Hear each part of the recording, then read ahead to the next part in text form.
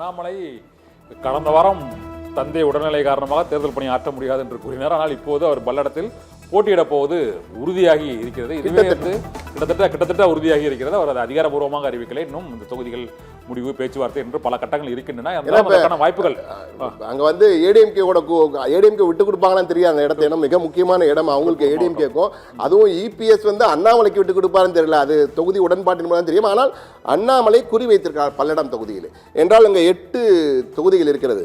தாராபுரம், காங்கேயம், அவினாசி, திருப்பூர் வடக்கு, திருப்பூர் தெற்கு, பல்லடம், உடுமலைப்பேட்டை, மடத்துக்குளம். இதிலே பல்லடம் தொகுதியின் மீது தான் அண்ணாமலை மிகுந்த ஆர்வத்துடன் கவனமாக அங்குள்ள எத்தனை தெருக்கள் இருக்கிறது என்றெல்லாம் கேட்டிருக்கிறாராம் அங்குள்ள நகர செயலாளர்களிடம்லாம். ஸோ இதிலே பார்க்கும்போது அண்ணாமலை தன் களப்பணியை இன்றிலிருந்தே தொடங்கி இருக்கிறார் என்பதை நம்மால் உறுதியாக சொல்ல முடிகிறது. எனவே வாய்ப்பு கிடைத்தால் நிச்சயமாக 100% அண்ணாமலை பல்லடம் தொகுதியிலே போட்டியிடுவார். ஓகே, அண்ணாமலை போட்டியிடுவது தொடர்பாக ஒரு முக்கியமான பிரேக்கிங்கோட இப்போ இன்னொரு பிரேக்கிங்கை திண்டுக்கல் சீனிவாசன் கொடுத்திருக்கிறாரு அதிமுக கூட்டணியில். என்னன்னா, எல் முருகனோட தேமுதிக பேச்சுவார்த்தை நடத்தி வருகிறது.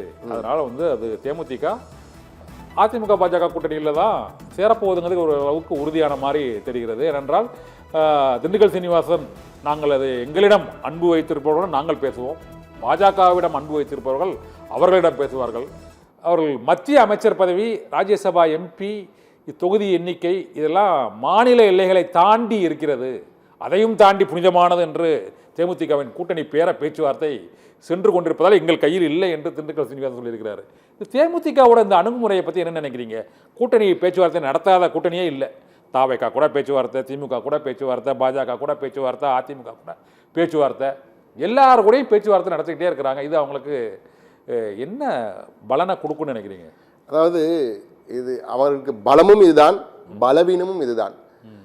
அவங்க எது கேட்டாலும் என்ன சொல்லுவாங்க, இதே கேள்வியை செய்தியாளர் சந்திப்பிலேயே ஒரு வாட்டி நம்ம கேட்டபொழுது அவங்க என்ன சொன்னாங்க, கேப்டனை எல்லாருக்கும் பிடிக்கும், எல்லாரும் வருவாங்க போவாங்க, நீங்களே பார்த்துருப்பீங்க, அந்த கேப்டன் நினைவு நாளில் வந்து எல்லாரும் வந்துட்டு போனாங்க, பிறந்த நாளில் எல்லாரும் வந்துட்டு போனாங்க, அந்த வகையில் நாங்கள் எல்லாரும் நண்பர்கள், நாங்கள் எல்லாருடையும் பேசுவோம். ஆனால் அது எல்லாரும் நண்பர்கள் சொல்லலாம், ஆனால் அரசியலில் நண்பனும் இல்லை, எதிரியும் இல்லை, யார் வேணால் எப்போ வேணால் எப்படி வேணால் மாறுவாங்க.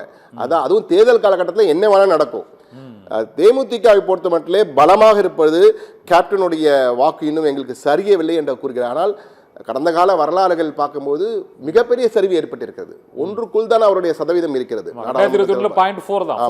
அதனால மிகப்பெரிய சரிவில் இருக்காங்க. ஆனா எந்த ஒரு சக்தி என்றால் எல்லா இடத்திலும் அவர்கள் குறிப்பிட்ட ஒரு 10,000 வாக்குகள் என்ற வகையிலே வாக்குகள் இருக்கும்பொழுது நிச்சயமாக இந்த கடுமையான போட்டி இருக்கும்போது இந்த 10,000 வாக்குகள் வந்து it will make a big difference சொல்லுவாங்க இல்லையா.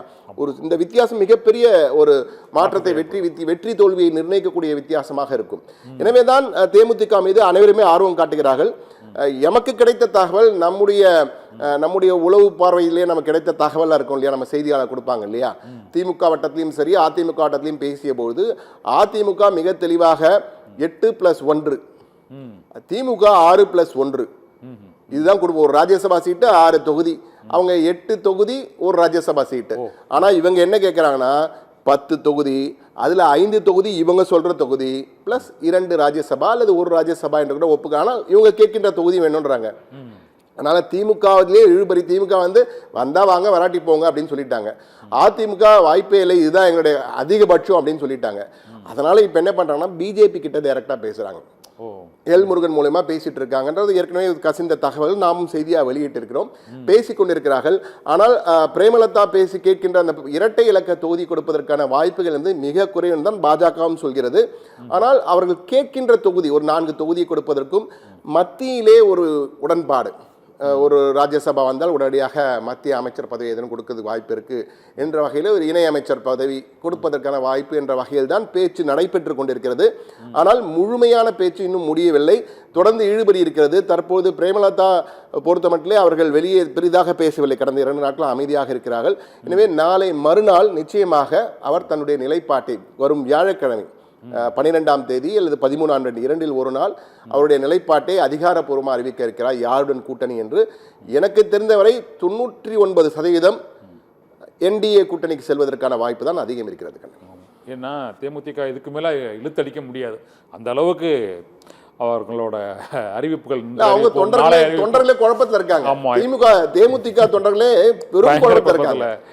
இன்னொரு முக்கியமான ஒரு செய்தி வந்திருக்குது. இப்போ அங்கே காங்கிரஸ் கட்சியோட தமிழக தலைவர் செல்வ பிறந்தகை அளித்துள்ள ஒரு மிக முக்கியமான செய்தி வந்து, இதுவரை திமுக அந்த தொகுதி பங்கீட்டு குழுவை அளிக்காது மிகுந்த வருத்தம் அளிக்கிறது எங்களுக்கு. பேச்சுவார்த்தை குழுவிடம் அங்கு என்ன பேசணும் அப்படிங்கிறத நாளைக்கு நான் முதல்வரை சந்தித்து சொல்ல போறேன். கூட்டத்தில் பேசியதை குழப்பம் எங்களிடம் இல்லை, நாங்கள் தெளிவாக இருக்கிறோம். தொகுதி பங்கீடு குறித்து பேச பேச்சுவார்த்தை குழுவை உடனடியாக அமைக்க வேண்டும் என்று திமுகவுக்கு காங்கிரஸ் கெடு விதிச்சிருக்கு. ஒரு நிபந்தனை மாதிரி சொல்லியிருக்கிறாரு. அதுவும் மேல செல்வ பிறந்தகை வந்து பேசியதை நம்ம இப்போது பார்க்கலாம். இன்றைக்கு இந்தியா முழுவதும் என்ன சார், இந்தியா முழுவதும் தேர்ந்தெடுக்கப்பட்ட மாவட்ட தலைவர்களின் கலந்தாய்வு கூட்டமும் பயிற்சி முகாமும் நடந்தது. தலைவர் அகில இந்திய காங்கிரஸ் கமிட்டி தலைவர் மல்லிகார்ஜுன கார்கே, நாடாளுமன்றத்தின் எதிர்க்கட்சி தலைவர் ராகுல் காந்தி அவர்கள் மற்றும் திரு கே.சி. வேணுகோபால் அவர்கள், எங்களுடைய தமிழ்நாட்டின் பொறுப்பாளர் திரு கிரீஷ் சோடங்கர்ஜி, சுரேஷ் எக்டேஜி, நிவேத்தி ஆல்வாஜி எல்லோரும் கலந்து கொண்டார்கள். இந்த கூட்டத்தில் பல கருத்துக்கள் கட்சியுடைய வளர்ச்சியை பற்றி பரிமாறப்பட்டது, பயிற்சி அளிக்கப்பட்டது. எல்லோரும் மனநிறைவுடன் உங்களோடு முன் நின்று கொண்டிருக்கிறோம்.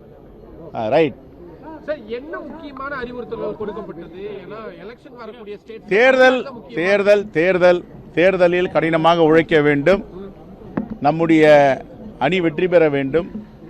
குறிப்பாக காங்கிரஸ் பேரியக்கம் எல்லா தளத்திலும் எல்லா கிராமங்களிலும் காங்கிரஸ் பேரியக்கத்துடைய பணிகளை முடக்கிவிட வேண்டும் தேர்தலுக்காக என்று அறிவுறுத்தப்பட்டிருக்கிறது. இந்த BLA 2 100% கொடுக்கப்பட்டிருக்கிறது. தேர்தல் ஆணையம் இன்னும் சரியாக அதை ஏற்றுவதற்கு தயங்குகிறது. 17ஆம் தேதிக்கு மேல் ஏற்றுவதாக சொல்லியிருக்கிறார்கள். இதையெல்லாம் ஆலோசிக்கப்பட்டிருக்கிறது.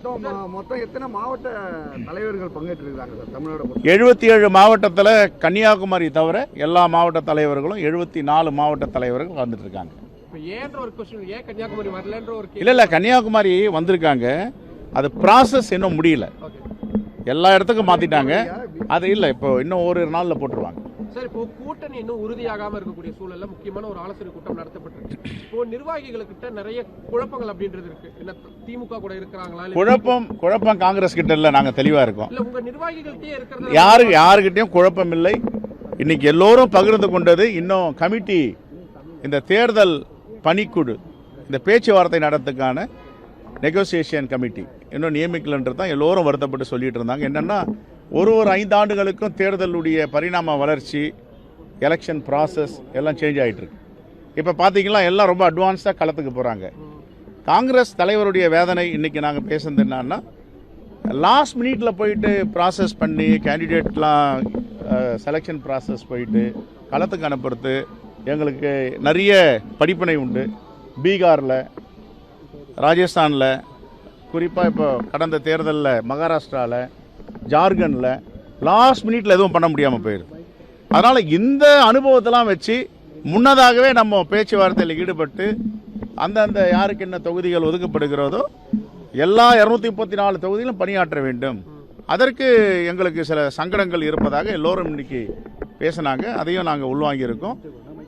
எங்களுடைய கோரிக்கைன்னா, மாண்புமிகு முதலமைச்சர் அவர்களுக்கு, திராவிட முன்னேற்ற கழகத்தின் தலைவருக்கு உடனடியாக இந்த கமிட்டியை நியமிக்க வேண்டும் என்றுதான் எங்கள் எல்லோருடைய தலைவருடைய கருத்து. ஏனென்றால் அடுத்த கட்டத்துக்கு போயிடணும், எலெக்ஷன் ஃபீல்டுக்கு போயிடணும், நாம் தேர்தல் களத்தில் போய் நிற்கணும்.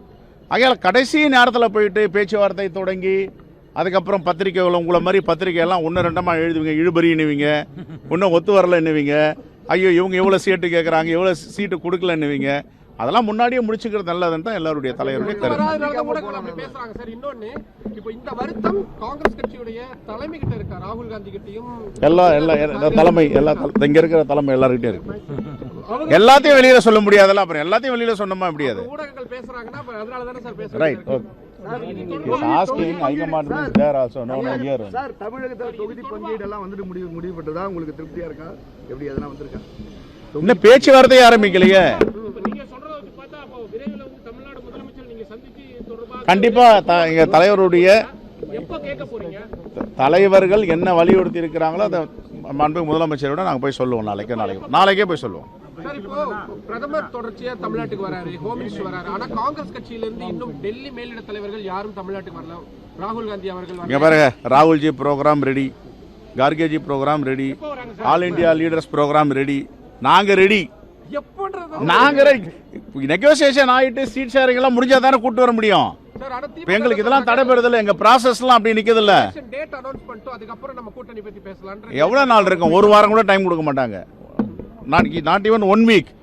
ஆனால் நோட்டிஃபிகேஷன் வரும், நாமினேஷன் ஸ்டார்ட் ஆகும், ஸ்க்ரூட்டினி வரும், வித்ராயிங் டேட் வரும், எலெக்ஷன் ஃபீல்டுக்கு போயிடும். இந்த விஷயத்துல உங்களுடைய அதிருப்தி இருக்கா? அதிருப்தின்னு சொல்ல முடியாது, பட் இது சீக்கிரம் முடிக்கிறது நல்லதுன்னு எல்லாருடைய அபிப்பிராயம். நாளைக்கு முதலமைச்சரை சந்திச்சு என்ன கோரிக்கை வைக்க என்ன தலைவர்கள் சொன்னாங்களோ அதை சொல்லுவேன். ஓகே, ஏங்க எல்லாத்தையும் பிரஸ்ல சொல்ல முடியாதுல்ல. எல்லாத்தையும் நான் இங்க சொல்றேன்னா அப்புறம் அங்க சொல்றதுக்கு என்ன இருக்கு? பிரஸ் மூலியமாவே சொல்லிடலாமே, கேட்டுங்க. அதை தெளிவுபடுத்துங்க. நாளைக்கு நாங்க சொல்லிட்டு